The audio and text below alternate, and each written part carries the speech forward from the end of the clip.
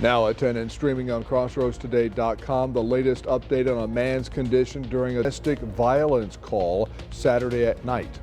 One of the two women indicted in an animal cruelty case in Victoria County was in court today, and a suspect in a shooting in Bloomington is free on bond. We have some fairly spring-like weather through most of this week. Next rain chance is not till Friday night. We'll be talking more about that coming up in a moment. And one area coach just took home a big honor. I'll have that in sports. You're watching 25 News now at 10. Good evening and thank you for joining us. I'm Don Brubaker. Karina Garcia has the night off. New at 10, Victoria Fire and Police Departments were on the scene of a house fire caused by a gas leak on Avenue D. Police said the fire happened due to a fiber optics worker hitting a gas line. 3 people had been inside the home at the time of the fire, but everyone was able to evacuate without serious injuries. A man stabbed in a domestic violence incident Saturday is now in stable condition. 25 News Now reporter Adarius McCormick has more on the incident. Adarius? The Victoria Police Department responded to a domestic violence call Saturday night. This incident ended with one person in a local hospital. VPD officers arrived to the scene in the 1500 block of Crockett Avenue, that's south of Ben Jordan Street and east of Sam Houston Drive. Officers found a 61-year-old man stabbed. Shortly after, the victim was transported with life-threatening injuries to a local hospital. However, this afternoon, police say the man is in stable condition. VPD officers say the woman involved is claiming self-defense. The National Domestic Violence Hotline is 1-800-799-SAFE.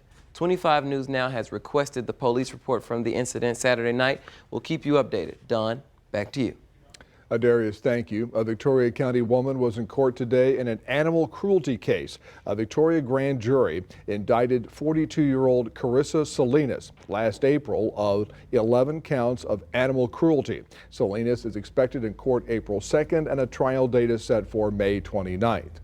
55-year-old Terry Ellis is a co-defendant in the case. She's scheduled for court February 23rd. Ellis was ill and could not make her last court date in November. Current court records for the February 23rd court hearing show a note that Ellis remains ill. The incident in question happened on December 16, 2022.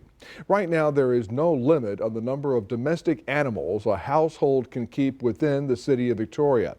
Here's your viewer poll this evening. Scan that QR code on your screen to vote now. Here's the question.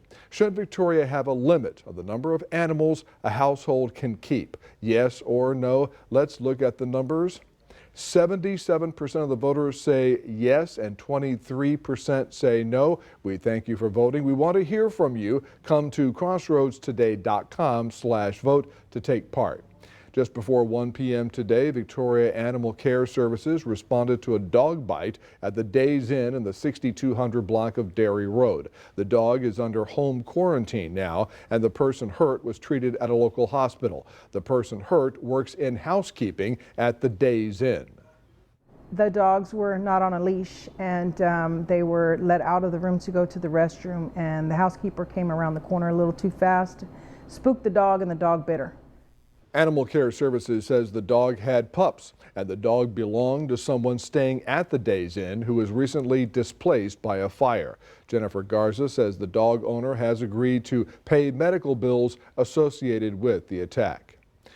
A 34-year-old man was taken into custody by DeWitt County Sheriff's deputies. Richard Navarro is charged with aggravated assault with a deadly weapon. Navarro faces 2 charges and is in the DeWitt County Jail in lieu of $55,000 bond. A suspect in a shooting in Bloomington last October is now free on bond. 17-year-old Zachary Gonzalez, had been in the Victoria County Jail since October on no bond. Last Thursday, Justice of the Peace Precinct 3 Robert Whitaker changed Gonzalez's bond to a $5,000 pre-trial services bond. Since then, Gonzalez bonded out of jail. He is charged with aggravated assault with a deadly weapon. The case remains under investigation. investigation. The National Weather Service has one river flood warning posted for the Crossroads. A river flood warning for Victoria and Calhoun counties is in effect until early Thursday morning for the Guadalupe River near Bloomington. At 9 o'clock a.m. today, the river was at 26.7 feet. Flood stage is 20 feet. Let's take a first look at your forecast with First Warn Storm Team Chief Meteorologist Mac Pettis. And now we're down to just one river flood warning, which is great news in that case. Yes, it is. I was driving around on the south side of town looking at the river over the weekend. It was pretty high and pretty fast. All that is now decreasing. In fact, we were probably over the peak of most of the activity. You see some cloud deck rolling up here. That's high level cloud cover. Otherwise, it's going to be fairly nice. I would say partly cloudy, spring-like temperatures in the 70s. How long could this last? We'll have all that coming up in just a moment.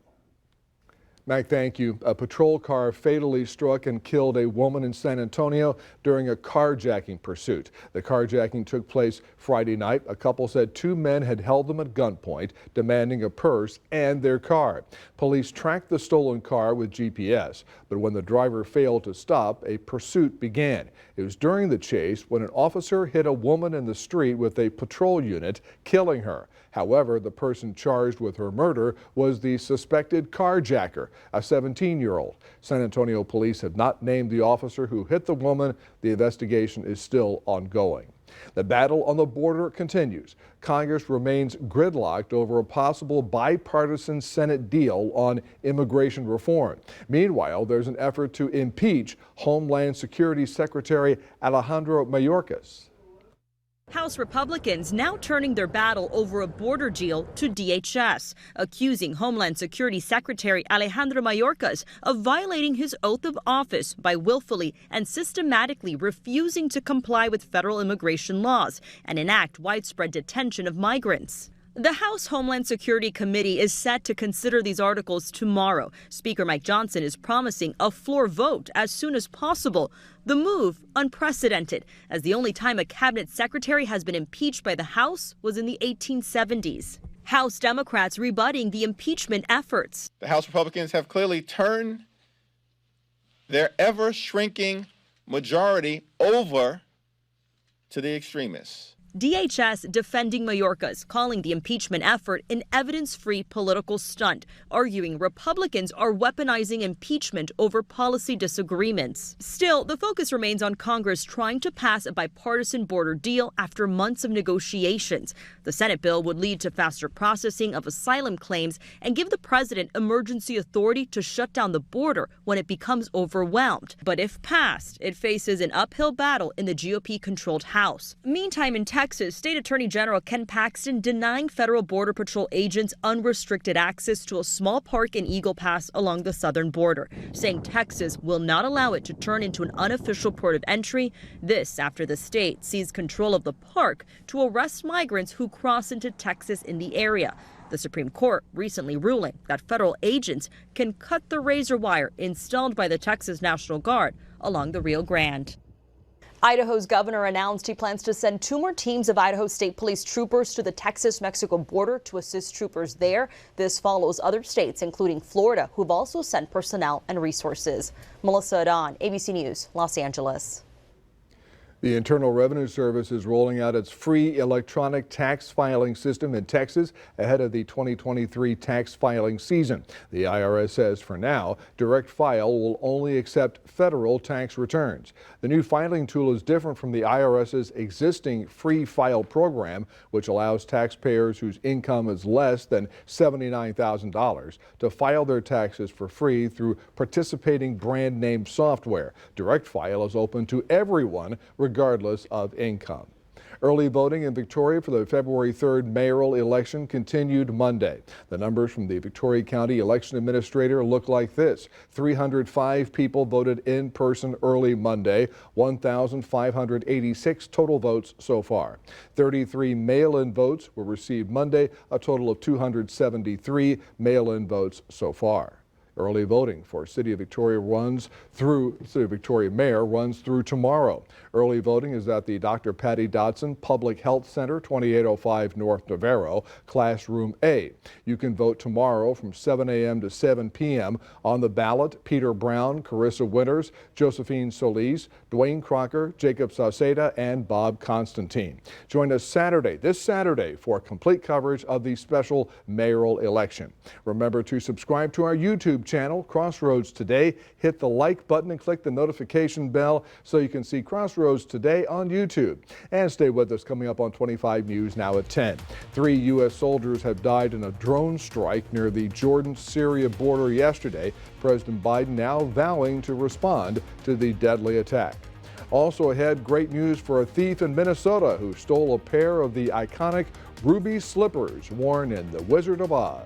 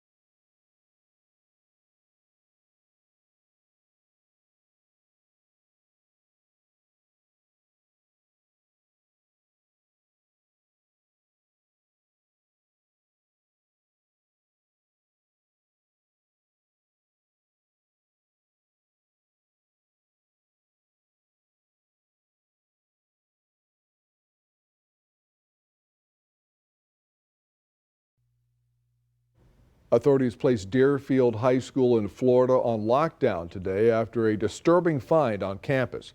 Broward Sheriff's Office says just after 2 o'clock this afternoon, deputies found 2 loaded guns and several loaded magazines along with illegal drugs in a car in the parking lot on the school's campus. 2 students have been detained. This news comes just days after another high school student was arrested for taking a loaded gun to campus. Now on to the deadly drone attack on U.S. troops in the Middle East. There's new details into who was at the military base during the attack and how it was successful. Meanwhile, the Biden administration has promised a response to the attack. President Biden meeting with his national security team in the Situation Room today after a drone attack on a U.S. military base in Jordan. 3 American troops were killed, dozens others injured. The President and I will not tolerate attack on U.S. forces, and we will take all necessary actions to defend the U.S. and our troops. The administration blaming Iranian-backed terrorists and vowing it will be met with retaliation. The options could be a surgical strike, meaning sending in a team instead of launching missiles from afar, sending in a team on the ground to go out and take out the personnel and not just the material that's being used in these attacks. A senior official tells ABC News the working theory is that the attack drone may have been mistaken for an American drone that was also in the air and coming in for a landing at the same time. I've seen those reports. Again, that's something that Central Command is assessing right now, but I don't have more to share at this time. The attack at a desolate desert installation known as Tower 22. The Pentagon says there are more than 350 service members stationed there, all working to prevent the resurgence of ISIS, as well as acting as a buffer for Iranian weapons smuggling to Hezbollah. U.S. officials say they are closing in on identifying the attackers. This attack over the weekend was escalatory. Make no mistake about it. And it requires a response. Make no mistake about that. The Pentagon today releasing the names of those killed. Specialist Breonna Moffett, Specialist Kennedy Sanders, and Sergeant William Jerome Rivers, all from the same Army Reserve Engineering Unit in Georgia. U.S. officials say there have been over 160 Iranian-backed attacks on U.S. forces in Iraq and Syria since mid-October. Now, these American deaths could mark a turning point with U.S. retaliation a certainty. Ika Jachi, ABC News, Washington. E. Jean Carroll says Donald Trump is using her defamation case against him to win votes. On Friday, a Manhattan federal jury found that the former president should pay $83.3 million in damages to Carroll for making disparaging statements about her in 2019. She says he attended the trial with an ulterior motive. It is a paradox. For him, the courtroom was not a courtroom to him. It was a campaign stop. That was clear. So we had two different objectives. Ours was to win a case. His was to win voters. We'll see how that plays out. He's using me to win voters. Sexual assault. A man found liable for sexual assault is using the woman he sexually assaulted to get votes. Trump has denied the allegations. Carroll plans to give some of the money to women's rights causes. The man who confessed to stealing a pair of ruby slippers worn in The Wizard of Oz will not serve time behind bars. The 76-year-old confessed to stealing the famous footwear because he wanted to, quote, pull off one last score, unquote. The slippers were stolen in 2005 from the Judy Garland Museum in Minnesota and were recovered by the FBI in 2018. His attorney said he had no idea about the cultural significance of the ruby slippers and had never seen The Wizard of Oz. With a little more than 2 months until a much anticipated total solar eclipse crossing much of the country, the excitement is building across North Texas. Experts say now is the time to get prepared. On April 8th, the moon will completely cover the sun. More than 1 million people are expected to travel to North Texas, so now is the time to secure those eclipse glasses that make looking at the sun safe. And they do work, Mac. Oh, absolutely, and you do need them to look up. The interesting thing, because it's total eclipse, it's going to get real dark here during the day during that process. We'll see if we get any of those effects, but we'll certainly be watching that for you. 51 degrees right about now. We managed to get up into the 70s. 71 was our high today. Next couple of days is going to feel like springtime, even though we're going to see a few clouds, but there is a rain chance coming in by Friday night. We'll be talking about that coming up in a moment.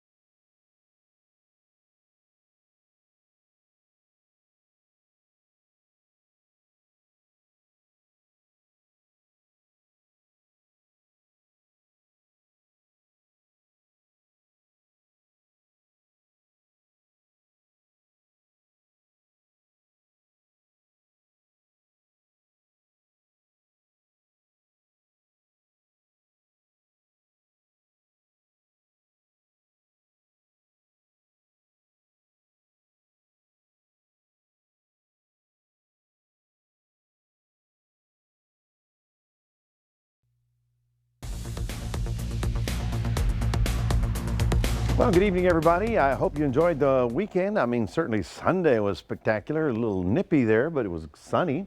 Tomorrow, we're going to pick up a little bit of cloud cover. It's all coming up at us from the southwest, but it's high-level cloud cover, so we'll still get some sun, and that's going to help get us up to another 70-degree day. In fact, it's going to feel a lot like spring. I wanted to show you this big picture because you might notice there's not a whole lot of stormy weather.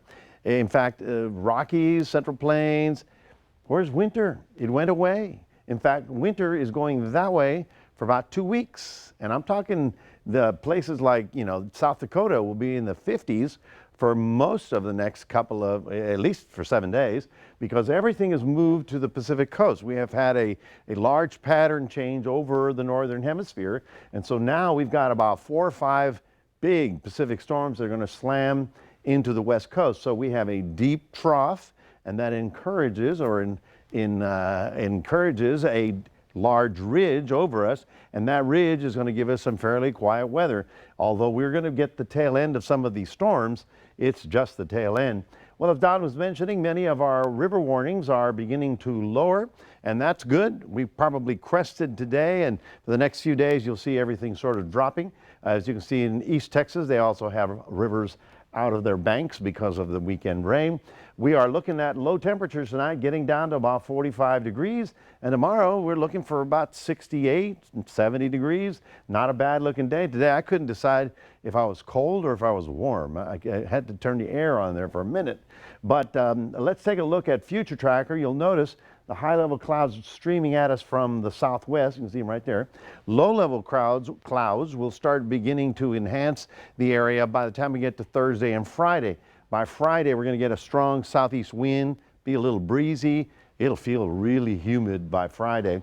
But then it's Friday night and into Saturday morning when we get this little frontal system coming through, giving us a shot at some rain. So by and large, most of the week is dry until late Friday night and early Saturday morning, right at the time that Karina is going to be having her heart walk at the park. I got to call her and tell her what's happening here. She needs to know this stuff. Well, as you can see right here on Guadalupe at Bloomington, the crest was today, and so it's going to start dropping in the next couple of days, and we should have no more problems down there.